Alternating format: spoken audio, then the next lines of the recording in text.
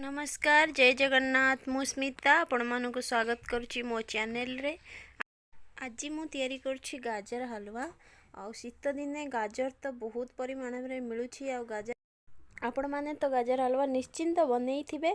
आ थरे एमिति मो प्रोसेस रे करंतु बहुत कम समय बहुत कम खर्च रे बहुत टेस्टी हबो।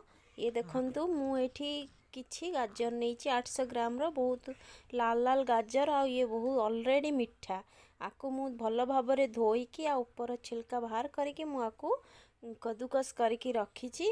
आ ये देखंतु सब मु कद्दूकस कर देइछि 800 ग्राम गाजर को भल भाव रे एठी। आ तापरे चलंतु हमें जीवा नेक्स्ट प्रोसेस रे। तापरे मु एठी कड़ाई गोटे गरम गाजर हलवा ना मु कड़ाई रे ही करूछि।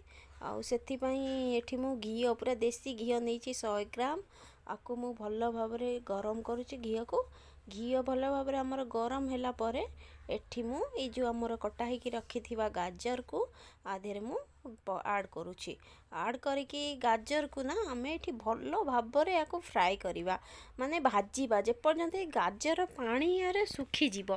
केउनसी हमें हलवा तैयारी करिवा ना हमें ताहार बिल्कुल फ्राई कले ना आर स्वाद टा बहुत बहुत बहुत मस्त आसे। सेथि लागि मु ए गाजर मोर जो रखी थिली ग्रेट करके ताको मु भल भाव रे पकई के एठी फ्राई करूची। फ्राई ये देखो 10 मिनट मु आकु फ्राई कर सारलेनी। आउरी आकु मु 5 मिनिट भल भाव रे फ्राई करी। ये आधे पानी कम से कम 80% सुखी गलानी। आउ भी जेतिके आधे अच्छी पानी आकु भी मु भल भाव रे एठी सुखई दउची। आउ सुखई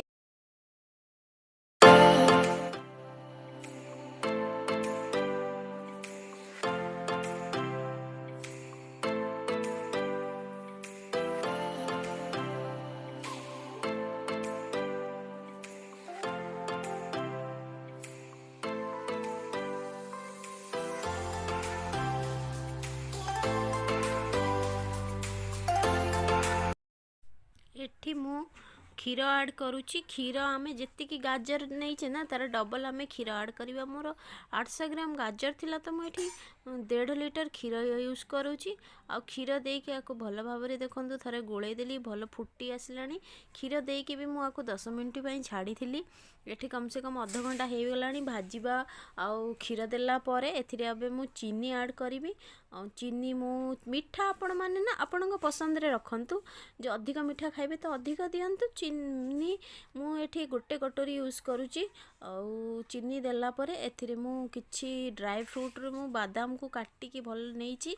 आउ बादाम को आपण फ्राई भी करके नहीं पारंती। एमिति भी किछि बहुत भल स्वाद आसीबो। आको मु भल भाव रे एठी मिलेई दउची।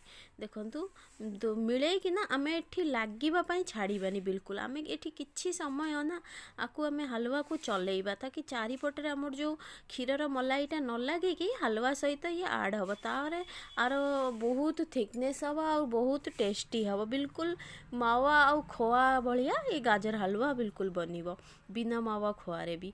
ये देखंतु एबे मोर हलवा बहुत भल भाव रे फुटी आसलाणी। आउ मु आकु एबे कम से कम 10 रु 15 मिनट आहुरी मते एठी सिझेबा को पड़िबो। आउ ये देखन चारिपटर मु खोली को बिल्कुल मो कड़ाई रे बिल्कुल लागिनी चारिपट। आ सबु आर क्षीरर जो मलाईटा ना आउ पूरा गाजर हलवा सहित मिक्स हो गलानी। एठी गाजर हलवा भी मोर लगभग हेई आसिलानी।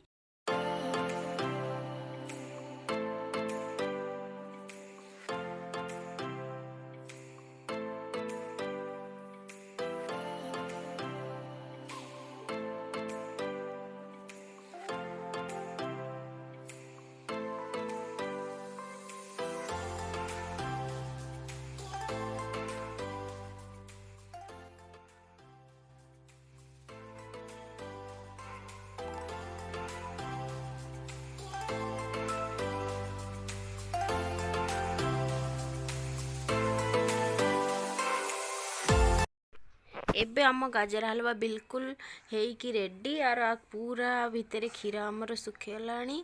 आउ जो टिके टिके अच्छी आउ ये भी सुखीजिव एबे। आउ ये बहुत मस्त हेची। आपण माने भी थरे एमती ट्राई करंतु। आउ मते कमेंट रे निश्चिंत कहतु केमिति लागुछि मो रेसिपी। आउ प्लीज़ मो चैनल को लाइक शेयर सब्सक्राइब करिया को भूलंतु नाही। आउ साथिरे थिबा बेल आइकन को जरूर दबांतु। रहिली सांग माने बाय। जय जगन्नाथ।